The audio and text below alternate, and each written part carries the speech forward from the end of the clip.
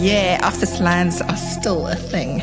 But with Vox Business Voice, they're clearer, cheaper, and more connected. Keep your team talking, cost low, and customers happy. From Operator Connect to Uncapped Business Voice, you'll talk your way to brand success. Speak to a specialist today. Vox, get connected. Visit us on www.vox.co.za. It's time for health and wellness, and we're back into the world of foot health today as we welcome back to studio podiatrist Calvin Sinnett. Let me remind you, if you've missed his previous segments, what you need to know is that he's a graduate of the University of Johannesburg and works with Cape Podiatry, who are foot care specialists with several different branches in the Western Cape. Great to have you with us, Calvin. Thank you so much. Thank you once again for having me. It's a pleasure. I hope you didn't have to walk here on your own 2 feet in this heat. 37 degrees is sweltering. Woohoo! And in a city with no breeze, it's warm. It's warm. Thank heavens for the aircon in studio today. Does heat like this affect the feet? It definitely does. Yeah? What happens to them? Well, so remember, normally when the body's in a warm environment, there's increase in vasodilation, increase of blood supply going through to feet and legs, lots more swelling, a little bit more sweating. People who spend a lot more time in closed shoes, tight shoes, occlusive shoes, for example, waterproof shoes, safety boots, things like that. You increase the moisture in the environment, the feet are swelling more, you've got more risk of sort of secondary infections, sort of more friction conditions, more...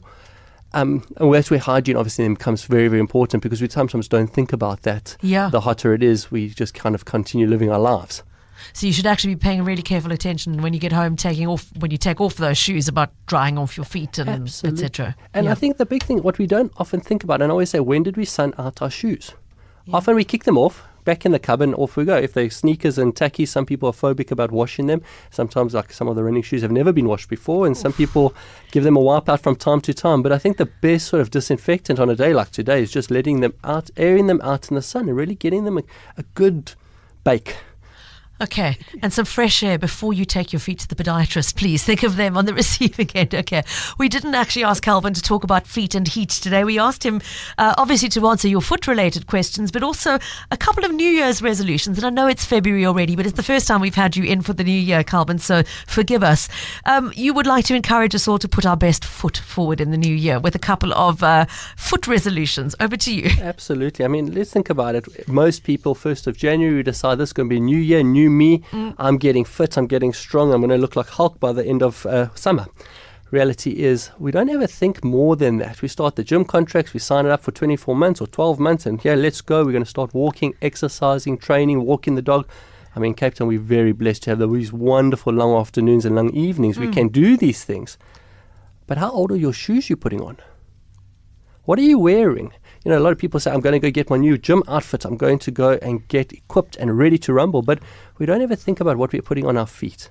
And 9 times out of 10, what happens is people grab the old tackies out the cupboard, because we don't actually know if there's going to be a true resolution or it's just a 1-week resolution. And we just chuck on a pair of shoes and off we go. And then all of a sudden we say, okay, maybe we're into it, maybe we're not into it. But before we blink twice, there's a risk of injury. Not because of not for doing anything wrong, but besides having a shoe that might be either worn out or it's the wrong shoe for what you're doing.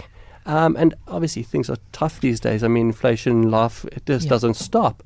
But often it doesn't necessarily need to be the most expensive shoe, but just the correct shoe for your application. And that's so important. And a lot of patients come and say, I'm starting to walk, I'm getting active. I said, that's wonderful. What walking shoe do we get? Due to our population numbers, most brands don't bring in a traditional walking shoe. So we utilize running shoes as walking shoes, which is absolutely nothing wrong with that. But what happens with shoes, and especially the older EVA-based shoes, they start to firm up and they start to harden.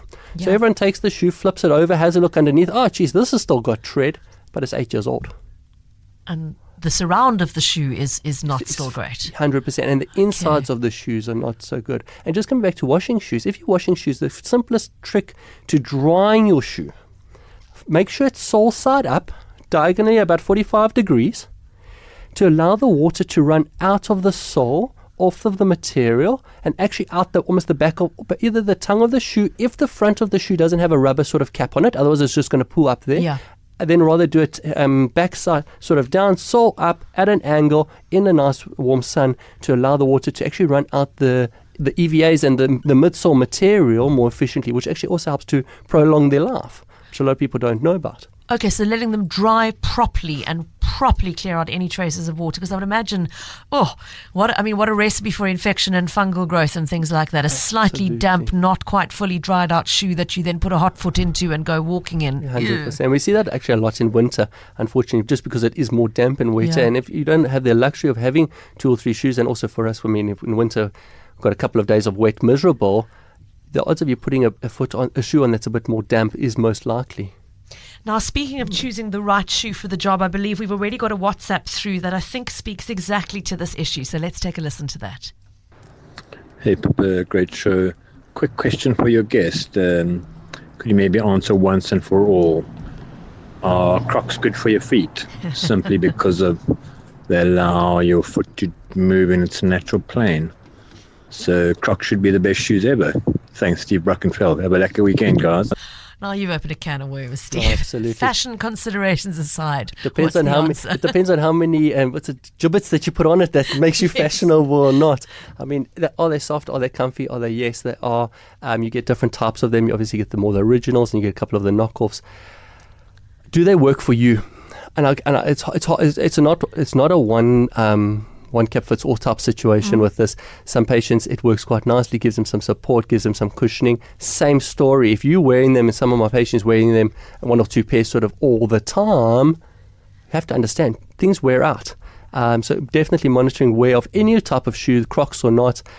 The Crocs have become very, very popular more in the teenagers and the slides fashion and all of that now with socks and all of that, where go 5 years ago, go 10 years ago, and you wouldn't be caught dead in a pair of shoes. But now all of a sudden Crocs are fine for all of the type of things.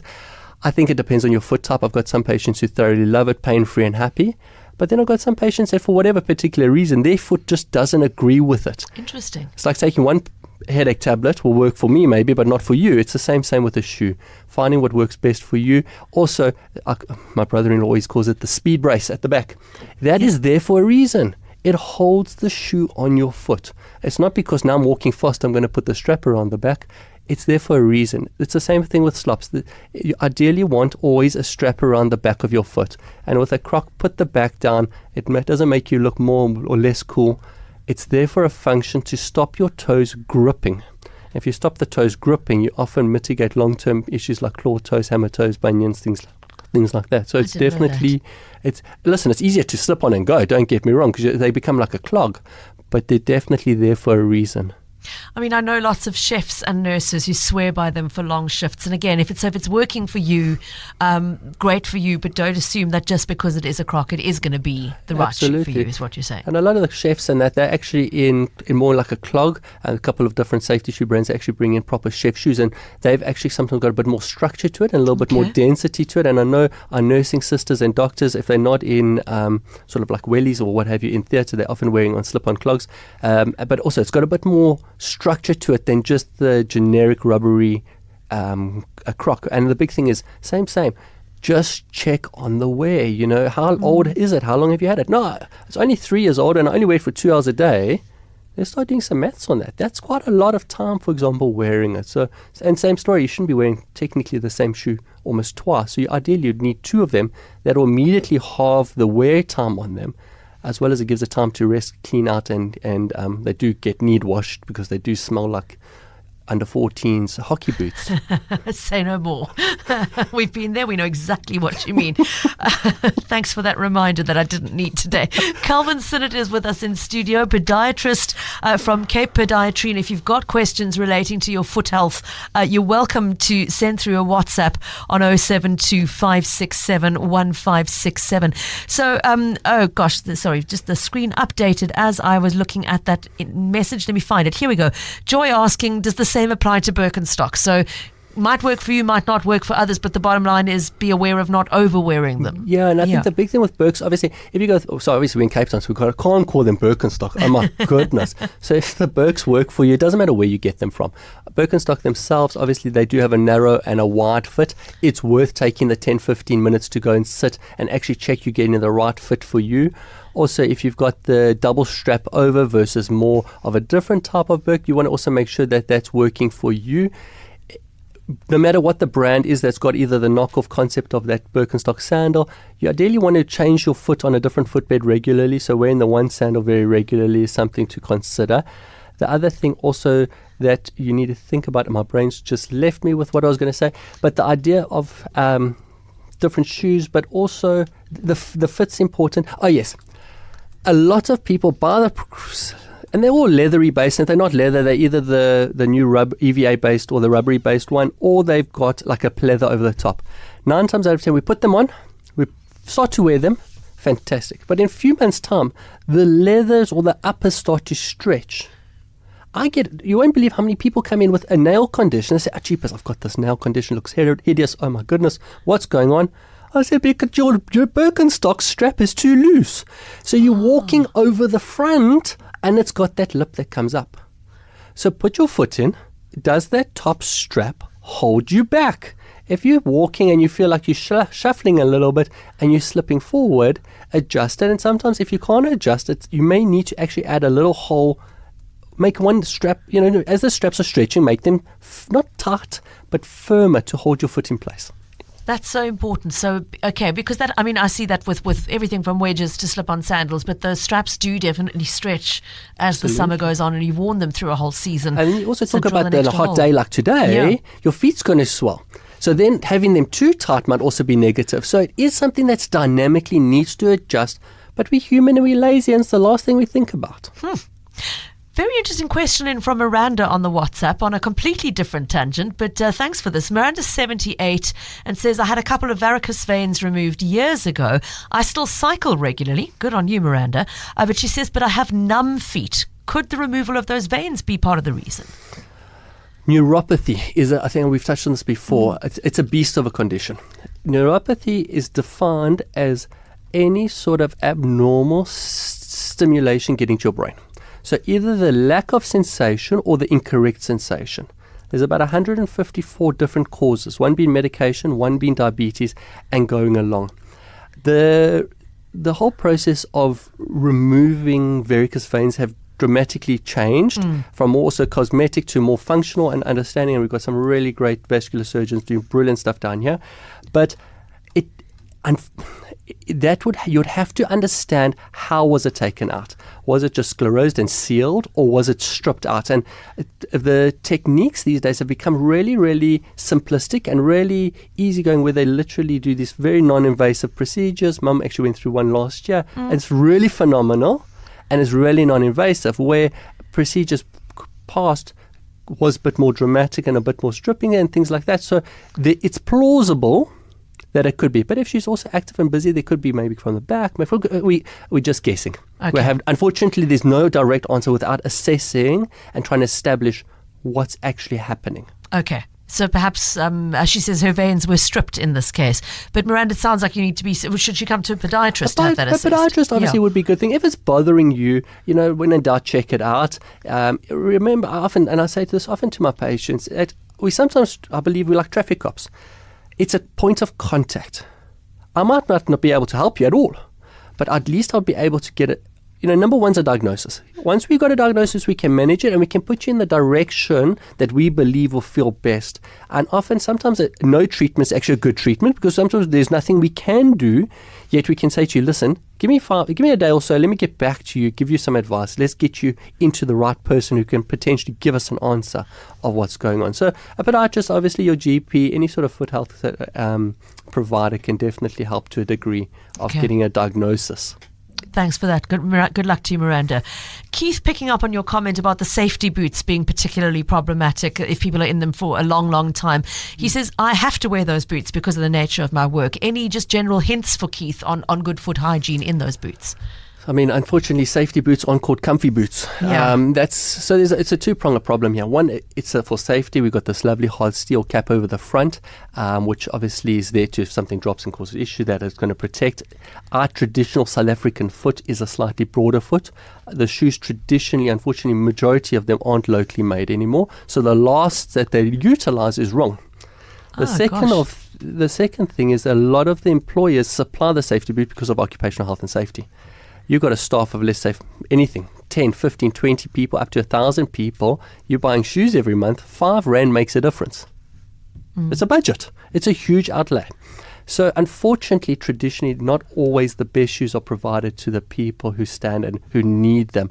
My big thing with safety boots is ideally, reality is you're going to get one boot every 6 months, one boot a year. That is what it is. Changing shoes regularly if you can, mid-shifts, halfway through shifts, changing socks out. Not changing shoes, changing socks out mid-shift. Obviously, traditionally does help. It helps with the fatigue, helps with the tiredness. Also, if it's getting nice and wet and moist in there, definitely. 9 times out of 10, my patients leave their boots and that at work, and they don't take them home. So over the weekends, they're not necessarily drying out, airing out, washing out. It becomes a shoe that you're wearing 35 to 40 hours a week at work, standing, working hard in it, and they're never getting cleaned out. So that is a big thing to try and get them to give them a rinse out, dry out, bake in the sun, obviously very, very important. And the next thing I've often started to talk to my patients about and saying, especially in safety boots, why do you need a safety boot? And this is a conversation where the employer needs to go back to HR and health and safety department saying, why do I need a safety boot? If you're in an industry where it involves, for example, oils and petrols, fair enough, your boot needs to be oil petrol proof. With oil, you're in a milling shop and you need to be protected from metal shavings and things like that, definitely. But if, for example, if you're potentially on let's say a building site where there isn't, you're in cements and things like that, and you can potentially get away with a light end webbed material boot that's potentially lighter, safety capped, obviously, and protected and all the bells and whistles, but do you need the heaviness? Can you get something that's laced so you can adjust it on your foot? And can you go material? Because material is going to be lighter and it's going to breathe better. So immediately, and there are 2 or 3 big brands in the country are bringing in more athletic type safety boots, still capped, but yet lighter, and it's more functional. And unfortunately, a lot of the time, and what I say to my patients, honestly, is I say to them, if you come in and say, okay, what's your company's allocation per shoe per month? And per year, you may need to self-fund that. That's a reality, let's be honest here. But it's in your best interest. If you have to self-fund the balance to get a better shoe for you, I think is well worth everything. And it's job satisfaction at the end of the day. It makes you more comfortable. Absolutely. And you in the long term would be saving money because you're less likely to develop the complications that you're going to have to spend money treating and fixing afterwards. Absolutely. Yeah. Calvin, lots for us to think about, lots of food for thought today. We didn't even get to the heart conversation. We'll have to leave that for the next time you're with us. Won't you just, as always, remind us if somebody's listening to this realizing, gosh, I really should be consulting a podiatrist, how do they find one? Easiest is go to our association website, podiatrist.co.za. That's got the list of all of them. Just a quick thing before we end, if you don't mind, but we've seen recently, and you'll see more and more Facebook ads and all of that, podiatry or podiatric pedicures. They don't exist. If you're not a podiatrist, you can't advertise a podiatry pedicure.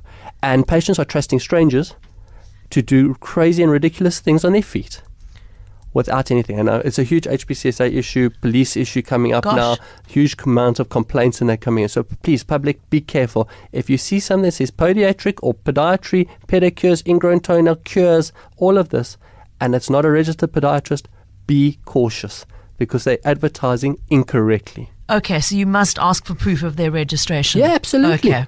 Thank you so much for the warning. On that note, a bit of a somber note to end on, but Calvin, as always, thank you so much for the knowledge that you've shared. Colleen, I'm sorry we didn't get to your question, and John, but I will put those aside for the next time Calvin is with us, because we're going to continue having him irregularly over the course of this year. So look forward to the next conversation. Thank you so much. Keep well until then, please.